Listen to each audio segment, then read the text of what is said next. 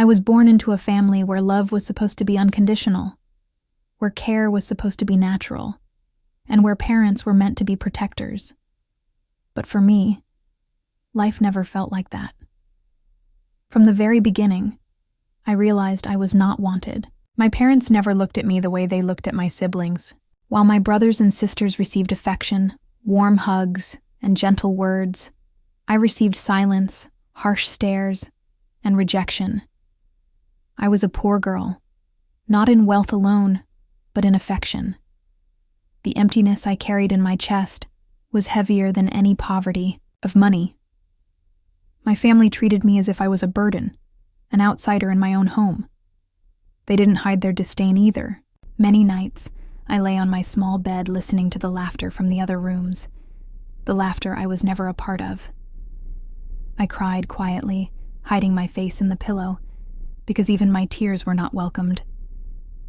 My mother once told me directly, "You should never have been born. You ruined everything." Those words burned in my mind, carving scars that no one could see, but I felt every second of my life. My father barely acknowledged my existence.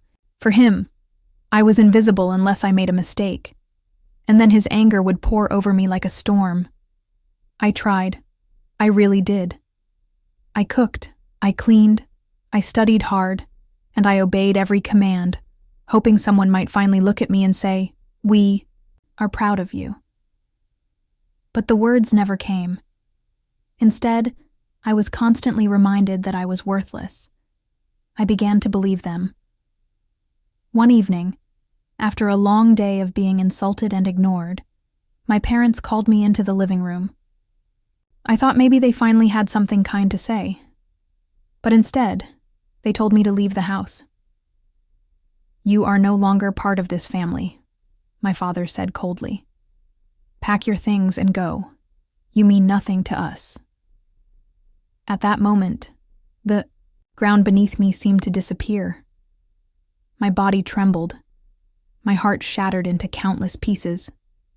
I begged, "Please, I have nowhere to go. I'll do anything, just don't throw me out." But my words meant nothing. My mother's eyes held no mercy. My siblings looked at me as if I was a stranger they wanted gone. So, with a small bag of clothes and a heart full of pain, I walked out of the only home I had ever known. The night was cold, the streets empty. I sat under a streetlight, tears streaming down my face, asking myself why I was born, if only to be hated. I had no money, no food, and nowhere to sleep. My body shivered, but it was my soul that froze with loneliness. Days passed in misery. I knocked on doors, asking for help, but most people turned away. I slept on park benches, sometimes going without food for 2 days straight. Hunger clawed at my stomach, but worse was the ache in my heart. I saw families walking together, laughing, holding hands, and I wondered why my family couldn't love me the same way. Still, somewhere deep inside, a small spark of hope survived. I told myself, one day, they will regret what they did to me. One day, I will rise, and they will see the girl they abandoned was stronger than all of them. And then, one day, fate intervened in a way I could never have imagined. I was walking past a small lottery shop. My body was weak, my clothes torn, but something inside pushed me to go inside. I had $1 left, the last coin in my pocket. A voice whispered in my head, "Buy a ticket."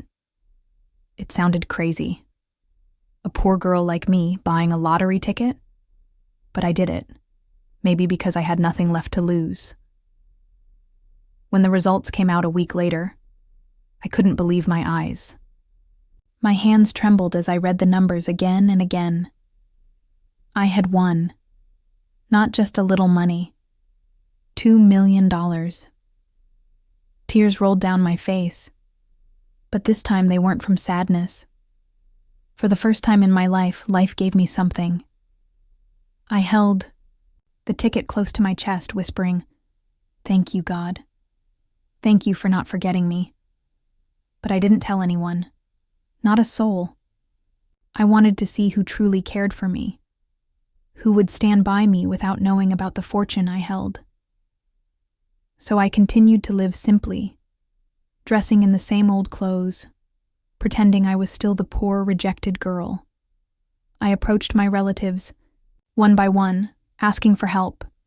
Not money, just kindness, a meal, a place to stay. Most of them turned me away with cruel words. "Why should we help you? You're nothing." Each rejection cut me, but at the same time, it opened my eyes.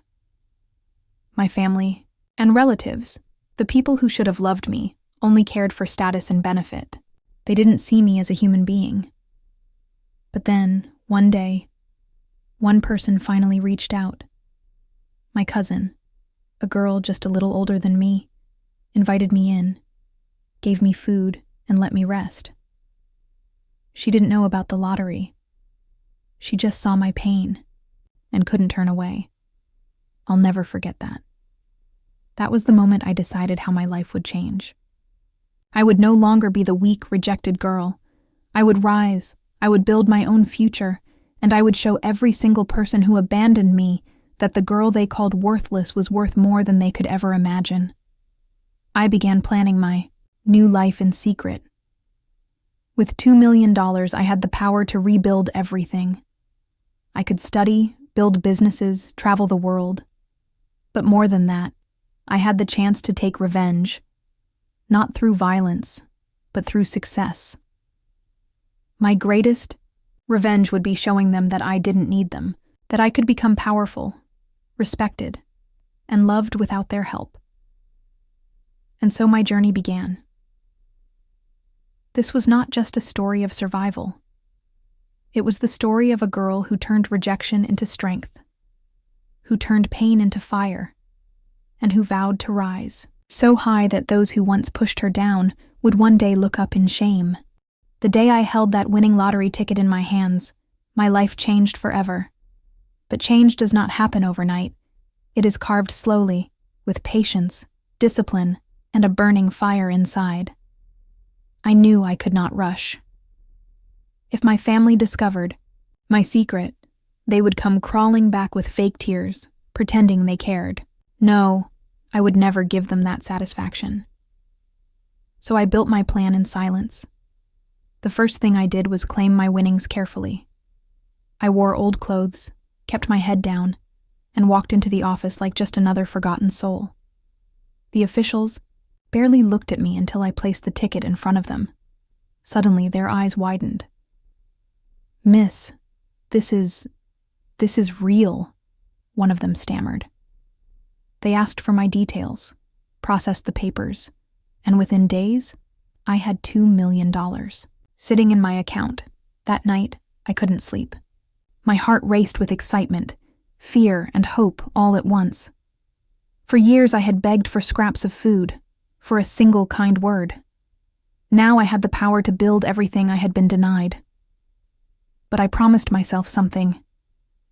I will never let this money turn me into the same cruel people who abandoned me. I will rise, but I will rise with purpose. The next morning, I walked to a clothing store.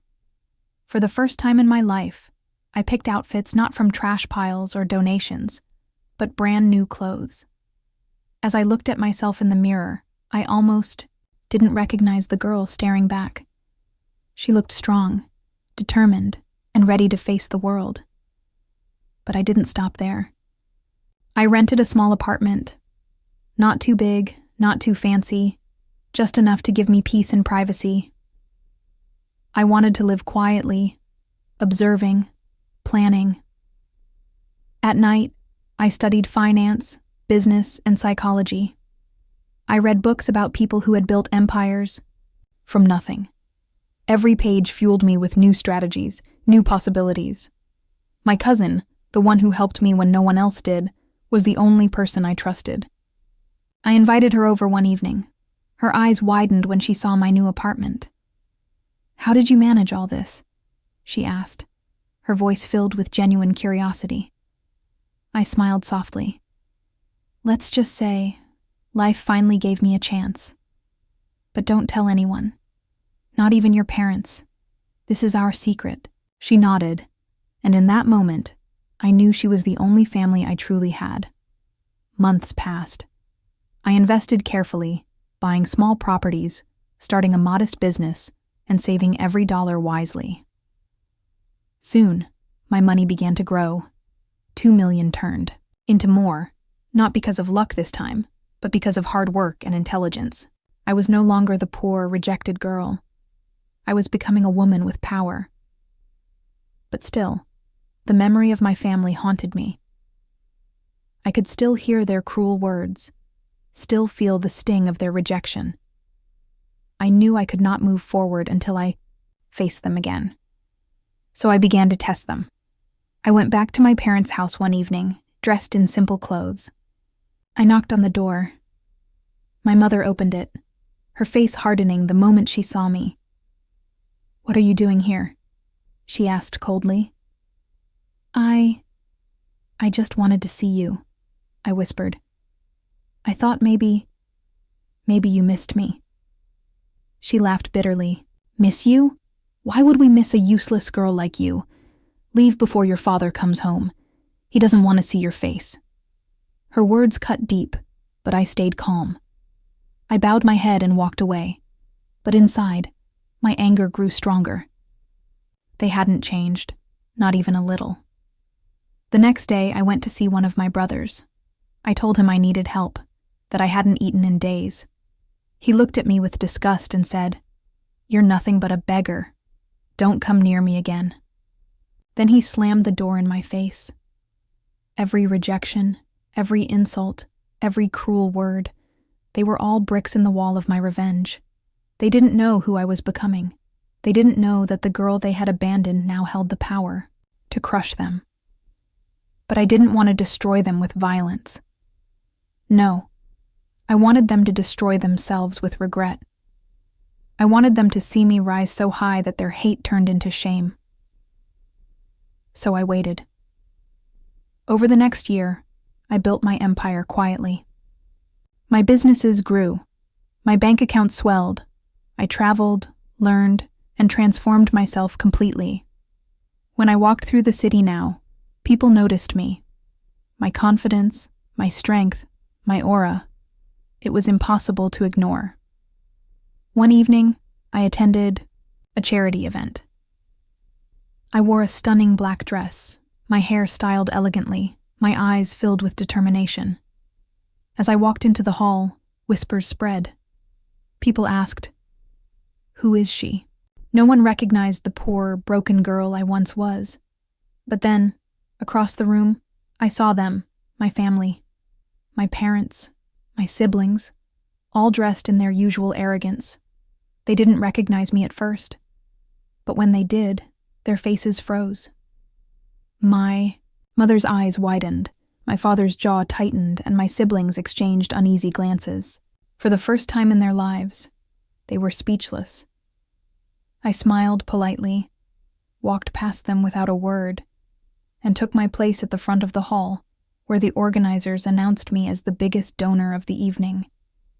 The room erupted in applause. Cameras flashed, people clapped, and my family.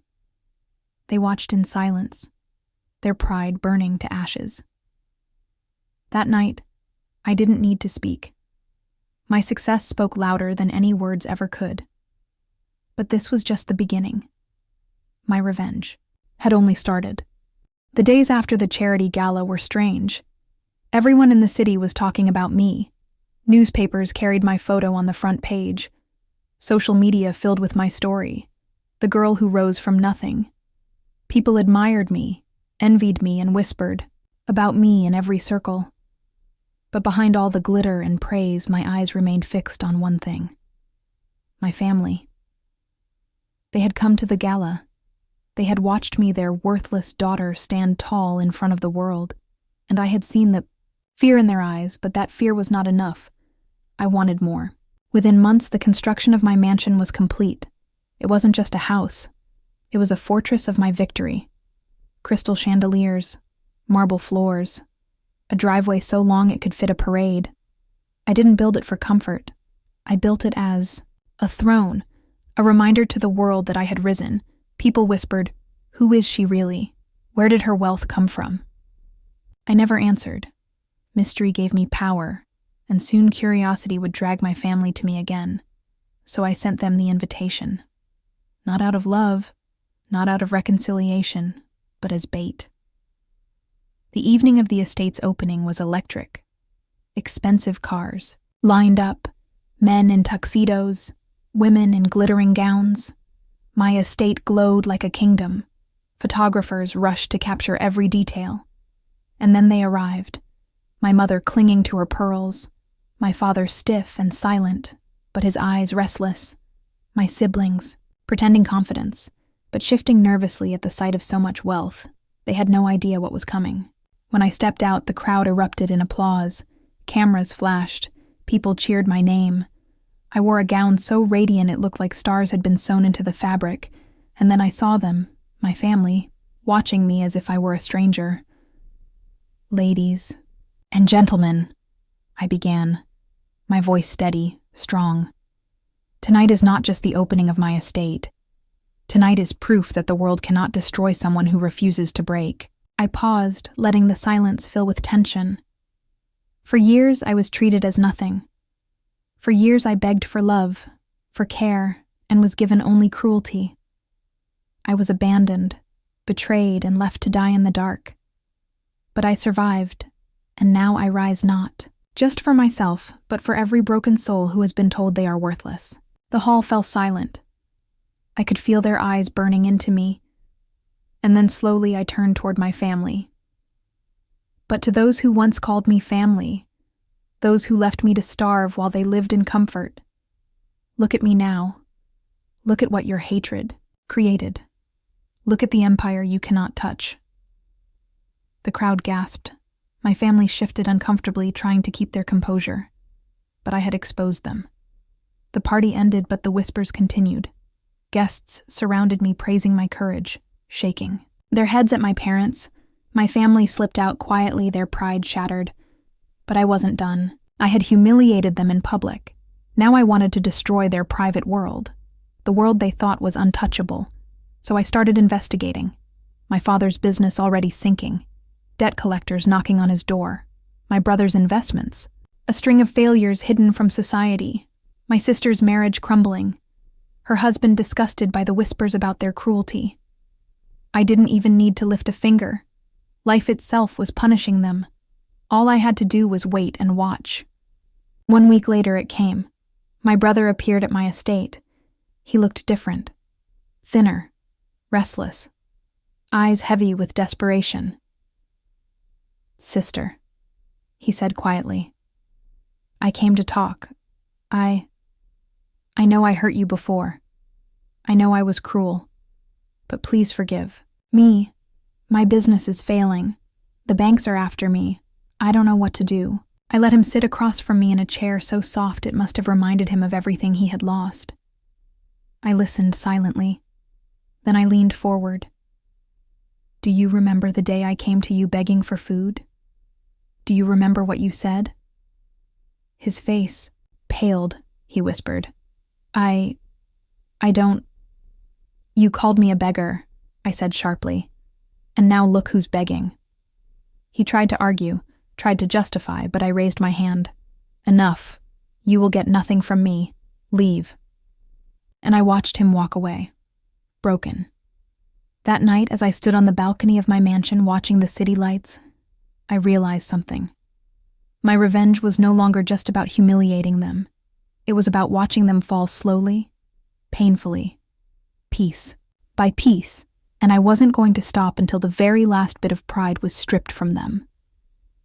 Weeks turned into months, and every day brought a new crack in my family's perfect image. News spread that my father's company was under investigation. Partners began pulling out. Clients stopped trusting his name. He who once walked with his head high now avoided people's eyes. Meanwhile, my mother, who had always boasted about her status in society, found herself ignored at gatherings. Women she once mocked now whispered about her downfall. Her pride turned into shame. But I stayed silent. I watched. I waited, because revenge tastes sweeter when it is slow. One evening, as I hosted another gathering at my estate, filled with laughter, music, and luxury, I saw them standing outside the gates, my parents, hesitant, broken, their clothes simple, their expressions heavy with desperation. They asked the guards if they could see me. The guards looked confused but allowed them in. When I saw them walking across the grand hall, people gasped. Whispers filled the room. Everyone knew who they were, and everyone knew what they had done to me. I rose, from my seat, my gown shimmering under the lights, and stared at them in silence. The hall quieted. My father's voice trembled. "Daughter, please, we need your help. Everything is falling apart. The house, the business, the debts. We have nowhere else to go." My mother added, tears in her eyes, "Forgive us. We were blind. We were cruel. But you are still our daughter." For a moment I let the silence stretch. The eyes of every guest locked on me, waiting for my answer. Then I spoke slowly, clearly. "You called me worthless. You abandoned me. You mocked me when I had nothing. And now you dare to stand here and ask for my help? Tell me, when I begged for a home, did you not throw me out? When I begged for food, did you not laugh? When I cried, did you not turn away?" My mother broke down in tears. My father stood stiff, but his hands shook. I stepped closer, my heels echoing across the marble floor. "You want help? Then answer me this. What is a daughter worth when her parents treat her like a stranger? What is family worth when it destroys its own blood?" They said nothing. The crowd shifted uneasily. The weight of my words pressed on them. And finally, I said, "I owe you nothing. Leave." Gasps filled the hall. Some guests pitied them. Others admired me. But my parents walked out silently, their shoulders bent, their pride crushed, and I felt no guilt, only power. That night, as I sat in my study overlooking the glowing city, I realized my revenge was not just about punishing them, but about proving to myself that I was stronger than their cruelty. I had risen above everything they tried to bury me under. But deep inside, I also felt a storm brewing, a question I didn't want to answer. Was I becoming like them? Cold, merciless, heartless. The thought haunted me, but I pushed it away. There was still more to be done. My sister still stood proud. In her marriage, pretending the whispers didn't affect her, but I knew her secrets. And soon the world would too. Days passed after I rejected my parents in front of the entire crowd. Their humiliation became the talk of the city. Every newspaper, every online forum, every whisper in the streets carried the story of how the once powerful family had fallen, at the feet of the very daughter they had cast out. Some sympathized with them, but most mocked them, calling it karma. And everywhere I went, people looked at me with awe, admiration, and fear. I had become a symbol, a living reminder that even blood can turn to poison when betrayal is planted. Yet deep inside me, the fire of revenge still burned, because though my parents were broken, my sister still thrived. She flaunted her wealth, her husband's connections, and her own arrogance, as if nothing had touched her. And that sight made my heart tighten with rage. She had been the one to laugh the loudest when they threw me out. She had whispered in my mother's ear, poisoning her mind against me, and I knew she deserved her own downfall. I began to gather information, not just rumors, but evidence. I had contacts now, people who owed me favors, investigators, journalists, even former employees of my father's company who despised my family. And slowly the picture began to form. My sister's husband was not the perfect man. Society thought him to be. His business dealings were dirty, his partnerships shady, and behind closed doors he was cruel to my sister, controlling her every move, silencing her voice with threats, and though she hid it well with her painted smile, I knew she lived in fear. A part of me, the small flicker of humanity, almost pitied her. But then I remembered her laughter when I cried, her words when she told me I was worthless, and the pity turned back into determination. One night I arranged a private meeting with a journalist known for exposing the rich and powerful. I handed him a thick folder filled with documents, bank records, photographs, testimonies, proof of fraud, lies, corruption, and I said only one thing: release this when the time is right. He looked at me, suspicion in his eyes. Why are you doing this?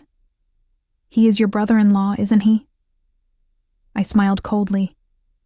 Family ties mean nothing when the family itself has betrayed you. Sometimes blood must pay for blood. He nodded, perhaps understanding, perhaps fearing me, and took the folder. The next week, the scandal broke like a storm. Headlines screamed about fraud, betrayal, hidden deals, and within days my sister's husband was dragged into court, his reputation shredded, his name cursed by the very people who once praised him. My sister appeared at the hearings, her face pale, her eyes swollen from sleepless nights, and I watched from the shadows as she tried to hold her head high, pretending to be strong, but I could see the cracks forming. Society turned on her too, whispers that she had known about his corruption, that she had benefited from it, that she had been complicit in his lies, and soon she found herself isolated, abandoned by friends, ridiculed by the same women who once envied her. And yet, when I saw her walking out of the courthouse one evening, her steps slow, her hands trembling, her once perfect image crumbling, I felt a strange emptiness inside me. Revenge was supposed to feel sweet, yet in that moment it felt like ashes on my tongue, because for the first time I saw not the arrogant sister who mocked me, but a broken woman trapped in a life she could no longer control. Still, I reminded myself, she had chosen this path when she had chosen cruelty. She had planted the seeds. I was only helping them grow. At night, as I sat by the window of my mansion overlooking the city lights, I thought of my parents, who now lived in a small rented house far from the luxurious estate they once owned. Whispers said, my father was ill, that his health had declined under the stress, and my mother spent her days in shame, too afraid to show her face in public. People often asked me if I would ever forgive them, if I would ever reach out. But forgiveness is not something you can demand. It is something you earn, and they had earned nothing but silence. Still, there were moments, fleeting but sharp, when I wondered if I had become the very monster they once were. Ruthless, cold, driven by pride, and those thoughts haunted me in the quiet hours of the night. But each morning I rose with new strength, reminding myself that my revenge was not yet complete. Because revenge is not only about destroying others, it is about building yourself so high that no one can ever touch you again. And as I looked at the trembling empire of my family, falling piece by piece, I knew this was only the beginning. There were more truths to reveal, more masks to tear away, and I would not stop until every shadow of my past had been burned to the ground. The trial of my sister's husband dragged on for weeks. Each day new evidence surfaced.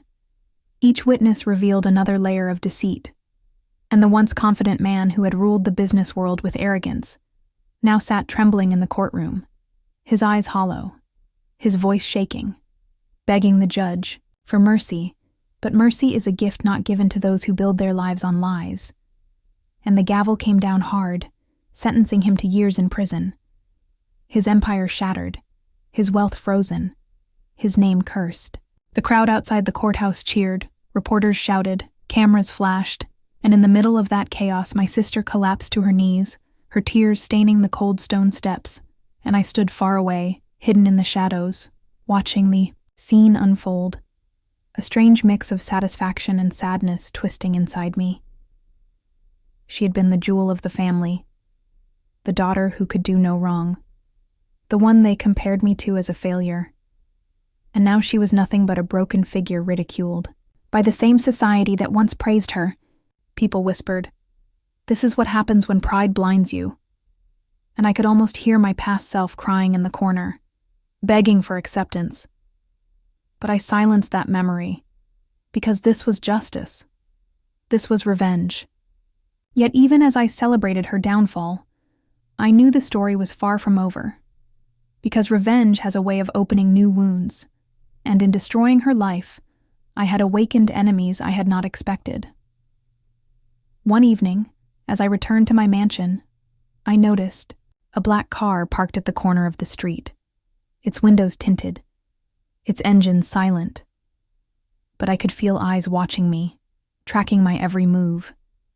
And that night when I sat by my window, the same car remained, unmoving, a shadow waiting. And I realized that my sister's husband had allies, powerful men who did not want his secrets revealed, men who now saw me as a threat. The next days, strange things began to happen.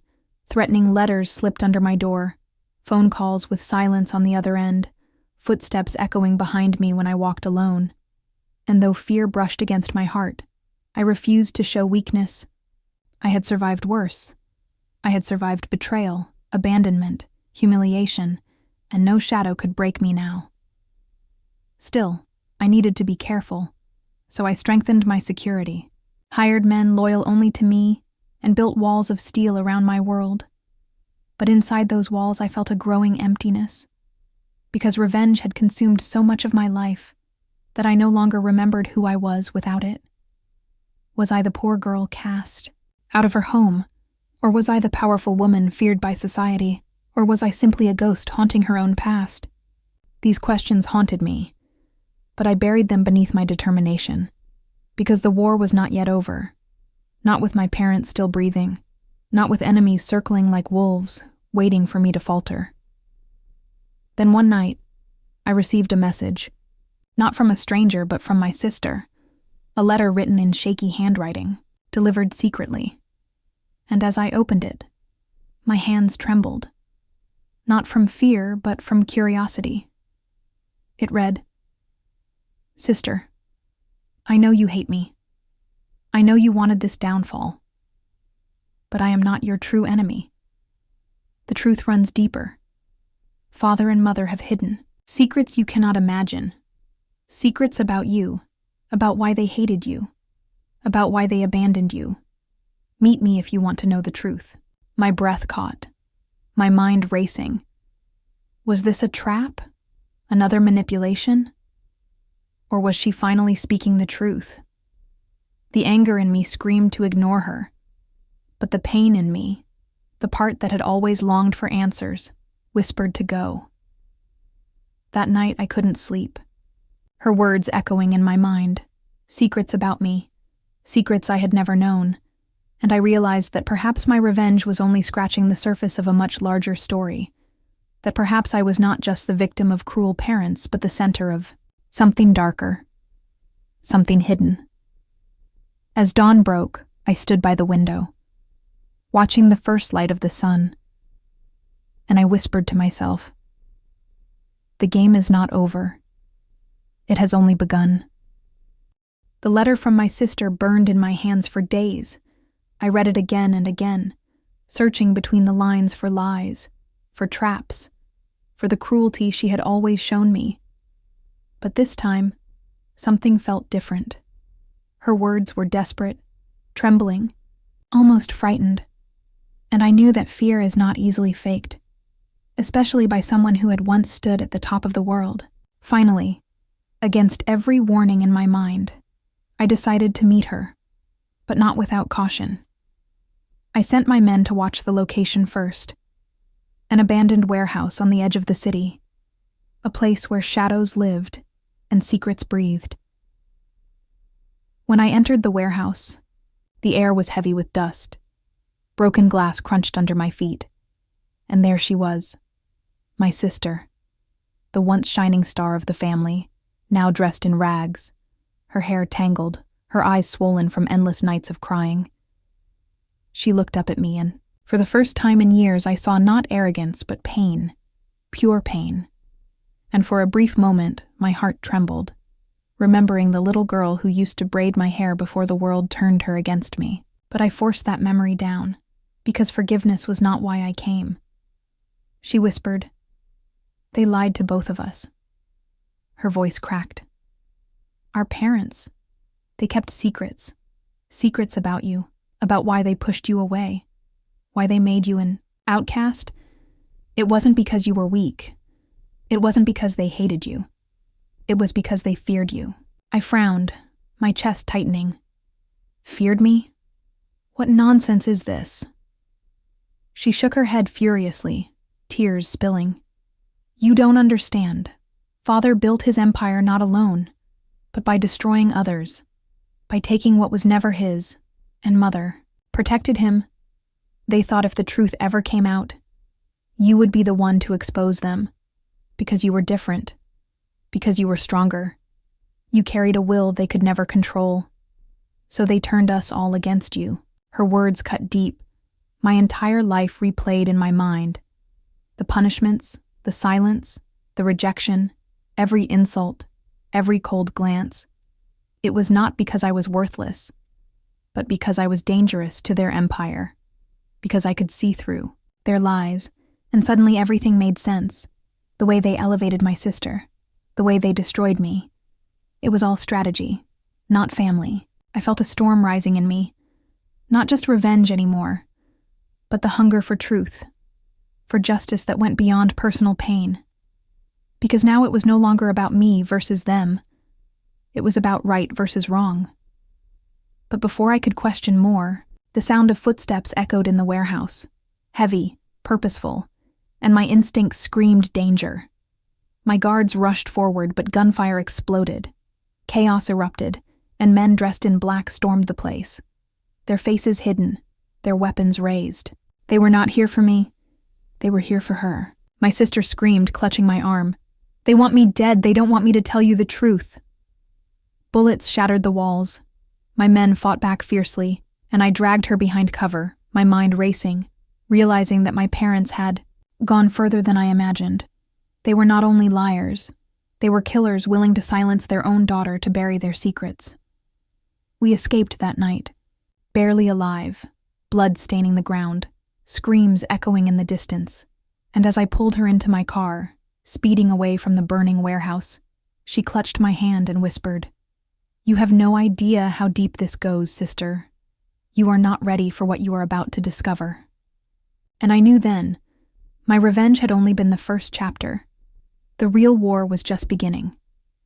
The city lights blurred past the windshield as I drove faster than ever before, my sister sitting beside me shivering, her eyes darting to the shadows, outside as if death itself was chasing us.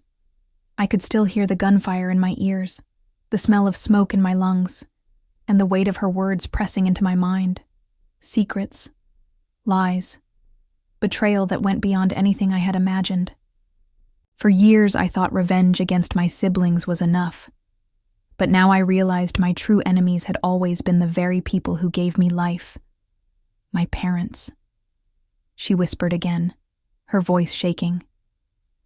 "They won't stop. They will send more men. They control everything. The police, the judges, the businesses. They even have people in the government. You don't know the empire they built. It's rotten. Every brick soaked in blood." I glanced at her, my grip tightening on the steering wheel. "Then we destroy it brick by brick, no matter how long it takes." She shook her head, tears falling. "You don't understand. Once you start this, there is no going back. They will hunt you day and night. They will burn everything you love." I smiled bitterly. They already did. I have nothing left to lose. We stopped at a safe house on the edge of the city, a place I had kept hidden for years, filled with weapons, documents, and untraceable phones. It was my fortress of secrets, built in silence when the world abandoned me. And now it would be the heart of a new war. She looked around in disbelief. "You were preparing all this time?" I nodded. I was preparing for revenge, but now I see. I was preparing for a revolution. That night she told me everything. The names of people Father betrayed, the companies he destroyed, the allies he murdered, and most of all, the hidden accounts where billions of dollars were stored, stolen wealth hidden in offshore banks, money that funded not only businesses but assassins, politicians, and even criminal organizations. My hands trembled as I listened, rage burning in every vein. My family was not only cruel, they were monsters feeding on the world. And suddenly my personal revenge felt too small, too narrow, because now the question was not whether I could make them pay, but whether I could bring their empire down before it swallowed more innocent lives. The next day I called a meeting, not just with my guards, but with allies I had quietly earned over the years. People who had also been crushed by my parents' empire, men and women who lost their homes, their businesses, their families, because of the greed of those who wore my blood. And when I told them the truth, when I revealed the documents my sister handed me, their eyes filled with fire. They wanted justice as badly as I did. But revenge is never simple, because even as we planned, as we drew maps, listed targets, arranged safe routes, word began to spread, whispers in the streets that the outcast daughter had returned, that she was building an army, and my parents, sitting high in their palace of lies, began to move their pieces, closing banks, silencing witnesses, sending spies, preparing for a war they never thought would come from within their own blood. And then, late one night, as I stood on the rooftop of the safe house, watching the moonlight bleed over the city, my sister came to me, her voice heavy with guilt. "I need to tell you something I've hidden, even now, even after everything. There is a truth about you, about why Father truly feared you, a truth that could change everything."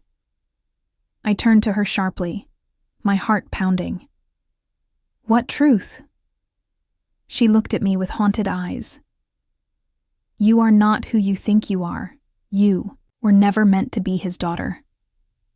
The words shattered me like glass, echoing in my skull, every belief, every memory, every scar suddenly trembling with doubt. And for the first time since this war began, I felt fear, real fear. Because if I was not his daughter, then who was I? And why did they destroy me with such violence? Her words pierced deeper than any knife, my mind spinning as if the ground beneath me had vanished. I stared at her face, searching for a crack, for a hint that this was a lie. But her trembling hands and tear-streaked eyes told me it was real. Every word was real, and I whispered hoarsely, "What do you mean I was never his daughter?" She swallowed hard, her voice breaking. "Father stole you. You were never his blood. You were taken. Taken from a man who once threatened his empire, a man who vanished the night you were born." My knees went weak. I staggered back against the wall, my breath shallow. "You're saying I don't belong to this family at all?" She nodded, the weight of her secret crushing both of us. "You were the weapon he feared most, the child of his greatest enemy. And he thought if he raised you under his roof, broke you, shattered you, then you would never rise against him." Thus, truth was poison, running through my veins, and suddenly every memory of pain, every insult, every betrayal burned with new meaning. I wasn't hated because I was weak. I was hated because I was never theirs, because my blood carried the shadow of a man they feared, a man whose ghost still haunted their empire. My fists clenched, fury flooding me. Who was he? Who was my real father? She shook her head, voice trembling. "I don't know everything, but I know this. He was betrayed, framed, erased from history, but his allies still exist, hidden, waiting, and they will know your face." That night, I didn't sleep. I paced the safe house, my mind a storm, my heart a battlefield, because now this wasn't just revenge. It was destiny. A chain of blood and betrayal stretching back before I even understood who I was. And for the first time I realized this war was never mine alone. It was written long before me. By dawn, I made my choice. If my blood was born from resistance, then I would finish what was started. I would burn their empire until nothing remained but ash. I gathered my allies, told them the truth, and I saw in their eyes not just loyalty, but faith, as if my identity was the spark they had been waiting for, the sign that the time had come. But my parents were not blind. They had ears everywhere, and within hours of my revelation, the safe house was surrounded, black SUVs flooding the streets, armed men moving in silence, the smell of gasoline filling the air as they prepared to set fire to everything. I looked at my sister, fear twisting her face, and I whispered, "This is it. This is where the war truly begins." She gripped my arm, her voice shaking but strong. "Then let's make them regret ever underestimating us." The first gunshot shattered the windows, bullets tearing through the walls. But we were ready. Years of rage had built an arsenal inside those rooms. Grenades, rifles, maps of escape tunnels, every tool of vengeance forged in silence. And as the smoke filled the air, I stepped forward with fire in my chest and hate in my blood, screaming to the shadows outside. "You tried to bury me, but you forgot I am the storm your empire cannot survive." The battle began. Blood, fire, screams, shadows clashing with shadows. And as I fought through the smoke, cutting down those who carried my parents' name, I knew one thing with burning certainty. This was no longer just family revenge. This was a war to end a dynasty. The walls shook with the roar of gunfire, smoke coiling into the air like a serpent choking every breath. Glass shattered. Blood painted the floor. But my rage drowned out fear. Every scream of an enemy was fuel. Every bullet I fired was a piece of my broken childhood unleashed. My sister clung to her weapon, her eyes blazing with a fury I had never seen, and together we moved through the chaos like shadows born for war, striking, vanishing, reappearing where they least expected. The safe house was not just walls, it was a trap, a battlefield designed for this very moment. Every corner laced with explosives, every hallway rigged with fire, and as they poured in, I detonated the charges, one by one, watching their empire's soldiers fall to ash. But amidst the chaos, a voice cut through the noise, deep, cold, commanding. "Enough of this." I froze, bullets still echoing around me, because I knew that voice. It was the man I had called father my entire life. He stepped through the smoke, unarmed, his suit immaculate despite the storm, his eyes burning with that same cruel fire that had haunted me since childhood. He didn't need weapons. His words were sharper than blades. "You think you've won something?" he said, his voice steady, his gaze locked on me. "You are nothing but a stolen child, a mistake I should have erased years ago. And yet here you are, pretending you matter." For a moment the room was silent.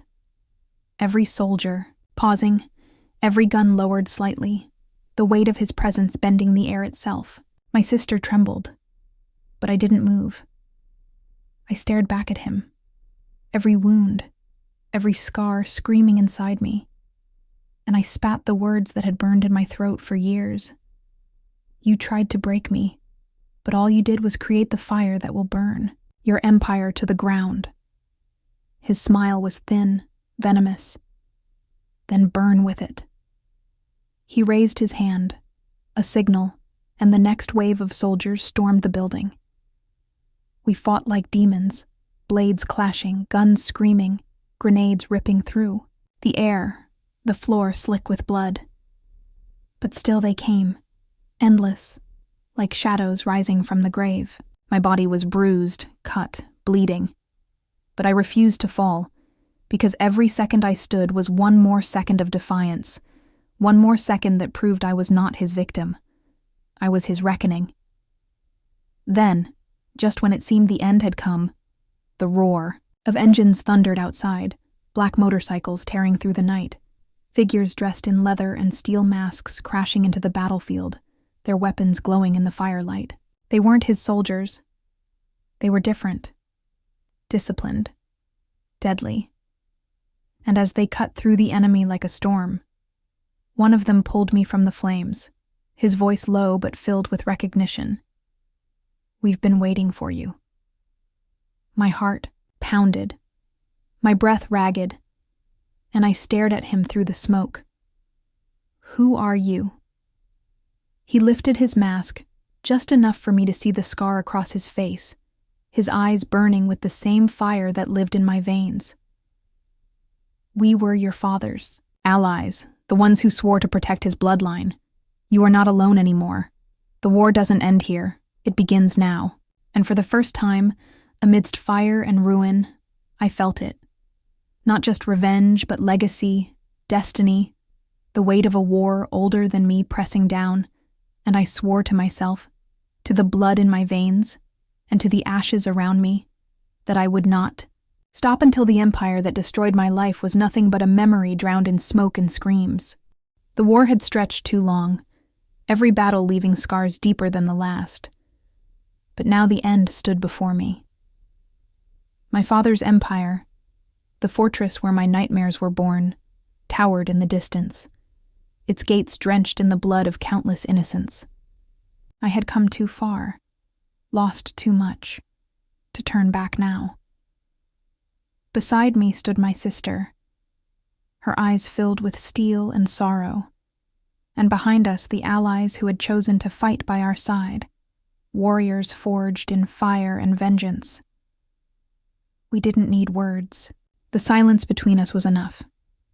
Tonight was the night everything ended. The final battle erupted like the sky tearing apart. Explosions shook the ground, bullets tore through the dark, blades clashed with sparks, and screams echoed like thunder. I cut through the Empire's soldiers with every ounce of rage I carried since childhood, each strike a piece of justice for the years they had stolen from me. At last, I stood before him, the man who had called himself my father, the shadow who had broken my family, the monster I had chased through fire and death. His throne room burned around us, smoke and flames devouring the walls. He looked at me with fury, but also with fear. For the first time, he realized I was not the broken child he had tried to erase. I was the storm he had created. "You cannot destroy me," he spat, his voice trembling with rage. I stepped closer, blood dripping from my blade, my heart steady like never before. "I already did. Tonight, your empire dies with you." The fight was brutal, every strike shaking my bones, every wound screaming, but I did not fall. In the end, I drove my blade through his chest, his eyes wide with disbelief as the fire consumed him. His empire crumbled with him, the fortress collapsing into ashes. Silence followed. The war was over. I stood in the ruins, breathing hard, my sister's hand clutching mine. The allies bowed their heads, the night finally calm after years of chaos.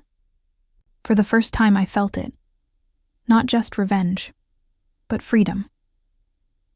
We walked away from the ashes, carrying scars that would never fade, but also strength no one could ever take. My family had suffered. My childhood had been stolen. But in the end, I rewrote the story. I wasn't the broken girl anymore. I was the survivor. I was the avenger. And my name would be remembered long after the fire died. This story is not just about pain, betrayal, and revenge. It is about transformation. Life will break you. People will betray you. Family can turn into enemies, and darkness may surround you. But if you choose courage over fear, strength over weakness, and patience over despair, nothing can stop you.